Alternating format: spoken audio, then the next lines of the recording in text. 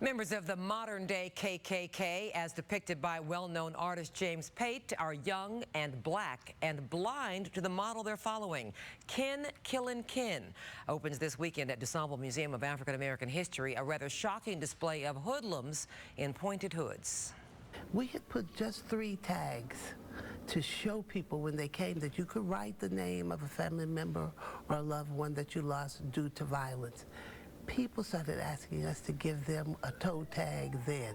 And before this exhibition even opens, this is how many tags we have. Black people were terrorized by the Ku Klux Klan.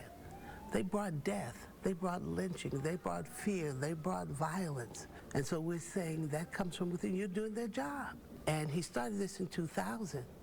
And he said he was going to keep on doing these images as long as it was happening. So needless to say, he's got more than this now. They're not meant to be beautiful. They're meant to jar and shock you.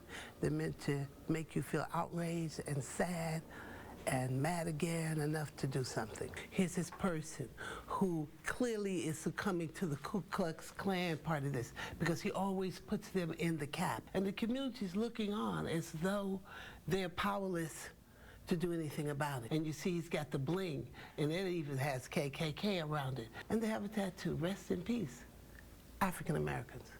Not one person, the community. They take the turned around cap and turn it into a Ku Klux Klan hat. Because every person you see with that is representing this terrorism that's going on in the community. Taking over the job of the Ku Klux Klan. Exactly. Okay. And they can retire. This is an iconic image in African art. It's a Yoruba image, this sculpture of a strong black face. And you see this in lots of art. And so what is being depicted here is that you're destroying our heritage. He doesn't see himself here. Okay. He doesn't see this in him.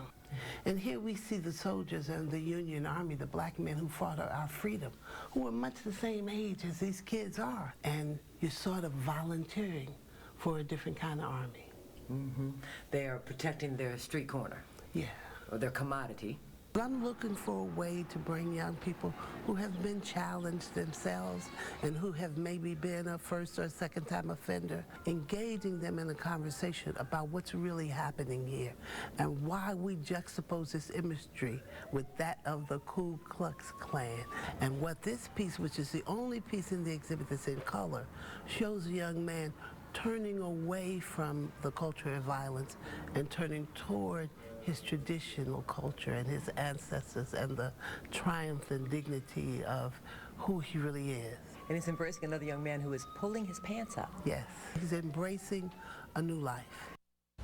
The exhibit opens on Saturday. It's going to be here through November. The artist will be here August 1st. I'm sure people will have a lot of questions for him if he's actually, comparing the criminals to the KKK or as victims of the historical things that have been done to African Americans, because certainly we are #1 in this terrible category. That style looks like a graphic novel. Yeah, he calls his style kind of techo. The artist does. He's out of Ohio, and he's quite well known. And he says he's going to keep painting this particular type of series. The series KKK will go on until some changes are made. So it'd be nice to see him turn to another subject, wouldn't it?